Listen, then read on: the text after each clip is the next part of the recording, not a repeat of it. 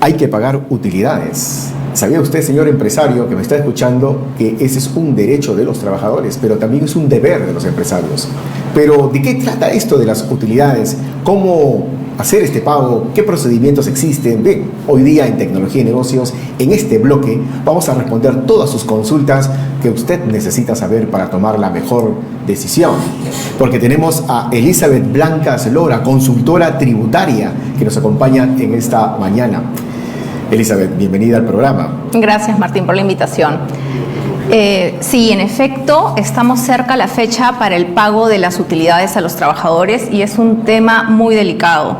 Las empresas, a partir de la fecha de su presentación de declaración jurada de impuestos, que comienza el 24 de marzo hasta el 11 de abril, tienen 30 días para depositar a sus trabajadores las utilidades que les correspondan. Perfecto, buena noticia para los trabajadores. Sí, claro que sí. Muchos están esperando este momento para hacer alguna inversión, pagar alguna deuda. Mi pregunta va por el lado del usuario, en este caso del trabajador. ¿Qué debería hacer el trabajador con ese dinero una vez que lo cobre? El trabajador tiene libre disponibilidad de los fondos que reciba y podrá invertirlo en lo que considere conveniente. Como acabamos de ver en la entrevista anterior, quizás quiere innovar y quiere iniciar alguna startup o quizás ahorrarlo o utilizarlo para lo que más le convenga. Perfecto, no para una fiesta, ¿no? Eso sí, también es de libre disposición para el trabajador. Pero es una vez al año, ¿no? Es una vez al año. En efecto, el pago de utilidades se realiza después de que las empresas cierran sus estados financieros y determinan su renta neta. Después de eso, compensarán las pérdidas tributarias que hayan arrastrado de periodos anteriores. Y sobre el resultado que quede van a poder repartir porcentajes que van entre el 5 y el 10% de esa renta a favor de los trabajadores.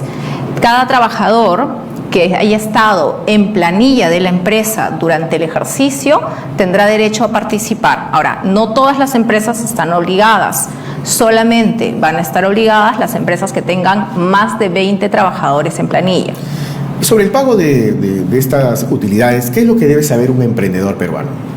Lo que debe saber un emprendedor es que si tiene más de 20 trabajadores en su planilla, va a estar obligado al reparto de las utilidades. Entonces, tiene que provisionar este importe para el pago, provisión efectiva, porque el no pagar es una infracción laboral, es un incumplimiento laboral, además es una afectación directa al derecho de un trabajador que espera participar de la utilidad que él mismo ha generado a través de su trabajo en una empresa, ¿no? Entonces, es importante tener por un lado el cash para poder cumplir con el trabajador y evitarse las sanciones que puedan generarse por el incumplimiento en el pago. ¿Esas sanciones pueden ser de cuánto? En realidad lo va a determinar la autoridad del trabajo dependiendo de los incumplimientos, pero sí es importante evitar caer en eso para crear un récord en la SUNAFIL, en este caso, de los incumplimientos que puedan ver. Además, los trabajadores tienen derecho a ir a quejarse cuando no se ha realizado el pago en el periodo y si no se paga, además de eso, se va a generar intereses en contra de la empresa. Elizabeth, muchas empresas nos están escuchando en este momento y también se estarán preguntando, claro, ¿quiénes no podrían pagar utilidades? No pagan utilidades, obviamente las que tengan menos de 20 trabajadores en el periodo, en el ejercicio. También las cooperativas, las entidades autogestionadas y las microempresas, es decir, aquellas que estén acogidas al régimen de microempresa que tienen de 1 a 10 trabajadores. ¿Esas se pueden liberar? Esas están liberadas. Perfecto. ¿Y cuál es el procedimiento para el pago de utilidades? Como les mencionaba hace un momento, una vez que la empresa haya determinado su renta neta y aplicará las pérdidas de ejercicios anteriores, muchas empresas van a aplicar las pérdidas que se han generado durante la pandemia. Entonces, su renta de este año se va a ver consumida, entonces la expectativa del trabajador también se va a ver afectada, ¿no? Pero digamos que después de aplicar la pérdida, le queda un resultado positivo. De ese resultado, de entre el 5 y el 10% se repartirá entre los trabajadores.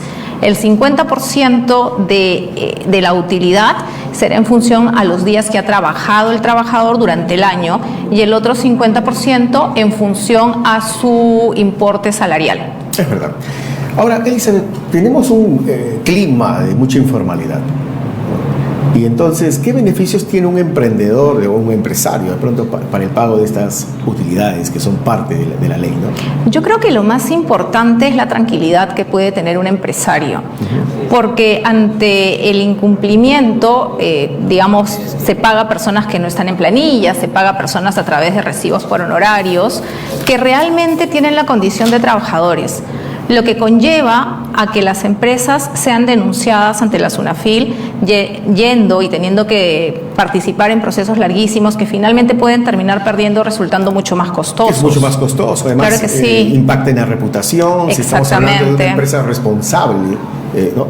Exactamente, entonces digamos que todo pasa porque las empresas pasen por un planeamiento de los gastos que pueden realizar y un planeamiento también de la cantidad de trabajadores que necesitan de manera ordenada, ¿no? A eso me refería hace un momento con la necesidad de provisionar. Provisionar me refiero a tener guardada una cajita para un gasto que tú sabes que vas a incurrir.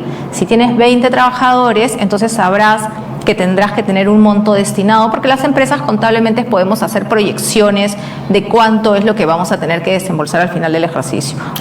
Perdóname solo para acabar. Dale. Una empresa que no tiene a los trabajadores en planilla, uno, le va a caer SUNAT, con lo cual va a tener multas por el no pago de tributos a tiempo, y dos, la administración laboral también por el incumplimiento de normas laborales. Ahora, ¿no sientes tú, Elizabeth, y siento críticos, que esto ahoga también, asfixia, al rincón al empresario? Te lo menciono porque también hay momentos malos para una empresa, ¿no? Por supuesto, pero la utilidad se paga cuando tienes renta. Cuando una empresa no tiene renta, no paga utilidades.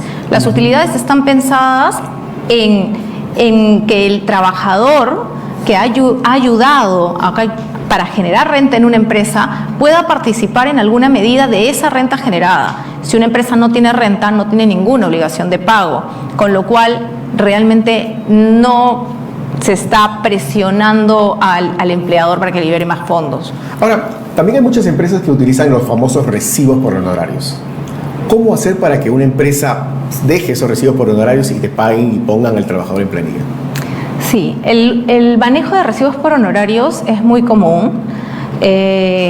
Y se utiliza por los sobrecostos laborales que conlleva la formalización de los trabajadores, ¿no? En un régimen laboral normal se habla de una sobretasa de 43% de costos laborales, que tiene que ver con gratificaciones. Es bastante alto. Entonces, en una empresa que está iniciando, una startup, como mencionaban hace un momento, que está iniciando, pagar 43% adicional puede ser mucho y recurren a estas medidas, ¿no? Pero por otro lado,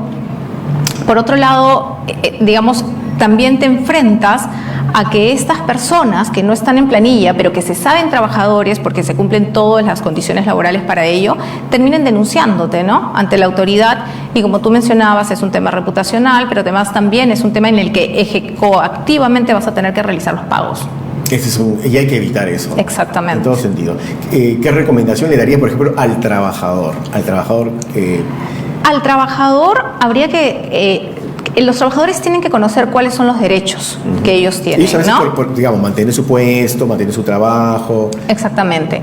Pero también, por el lado del trabajador, conocer sus derechos, pero también por el lado del empleador, si es que el empleador sabe que no puede cumplir eso, debe hacer una proyección de cuánto es lo que puede pagar, ¿no? Para que pueda ofrecerle al trabajador lo que el trabajador va a recibir y lo que es su expectativa. Para negociar negociar de manera ordenada. Porque si no lo hace de manera ordenada, se va a crear una bola de nieve donde finalmente se van a generar perjuicios en la misma empresa por el desorden. Yo he visto muchas empresas que lamentablemente por los problemas que acarrean la falta de formalidad laboral, terminan teniendo graves perjuicios y terminan cerrando, ¿no? Entonces, yo siempre he creído que todo pasa por un planeamiento adecuado de los trabajadores que tienen, porque finalmente son una responsabilidad de la empresa. Todo lo que tú me mencionas hace que la parte tributaria, la parte laboral, pues sea importante, es la parte neurálgica de la empresa, ¿no? La supervivencia de la empresa.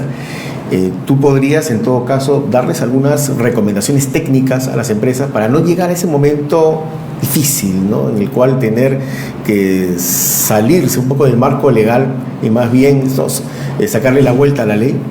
Sí, a ver, yo les diría a las empresas que cuando contraten a un trabajador determinen cuáles son los montos que pueden asumir, y si ven que viene una temporada difícil, renegocien con los trabajadores sueldos que puedan cubrir de manera adecuada para evitar verse perjudicados. Con los trabajadores siempre pasa todo por un tema de negociación previa, ¿no? Y una vez que tengamos digamos, que asumir el pago de obligaciones laborales, realizarlo de manera ordenada y para que no vayamos a tener inconvenientes en el futuro. Técnicamente es posible. Técnicamente es posible. Muy bien. La parte ya humana, ¿no? de los gerentes, ¿no? Ponerse en el lugar del trabajador también, ¿no? Hay un tema técnico y también humano, ¿no? Es correcto, sí. Y eso es algo tal vez que al no ver la ley, pero sí tiene que ver con el liderazgo, la forma como los empresarios, digamos, ordenan, ¿no? Todos los recursos y los administran bien, ¿no? Sí, para las empresas es muy importante. ¿Qué fallas comunes ves tú, por lo general, en las empresas? Lo que veo es que falla la comunicación interna en las empresas, ¿no?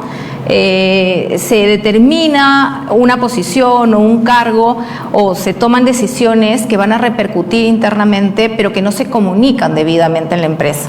Entonces, sí, yo creo que a veces las gerencias deberían ser un poco más empáticas con el trabajador que tienen al costado, porque finalmente un trabajador contento es un trabajador que desarrolla una buena labor, y una buena labor muchas veces es un elemento importante para que una empresa tenga un resultado positivo, ¿no? Y ese resultado positivo finalmente terminan siendo las utilidades de los trabajadores. Así es, si le va bien a la empresa, le va bien al trabajador, ¿no? Así es.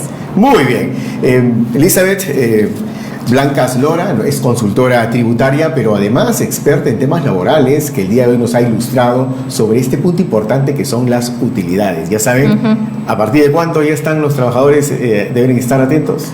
Entre el 24 y el 31 se presentan, entre el 24 y el 11 se presentan las declaraciones de impuestos, y los empleadores tienen 30 días para depositar las utilidades de los trabajadores. Una empresa formal, una empresa que cumple con sus obligaciones tributarias, es una empresa grande, es una empresa que está dentro del marco legal. Así que el día de hoy hemos aprendido un poquito más sobre este punto, y será hasta un próximo bloque para seguir hablando sobre lo que más nos interesa en tecnología y negocios. Vamos a la pausa.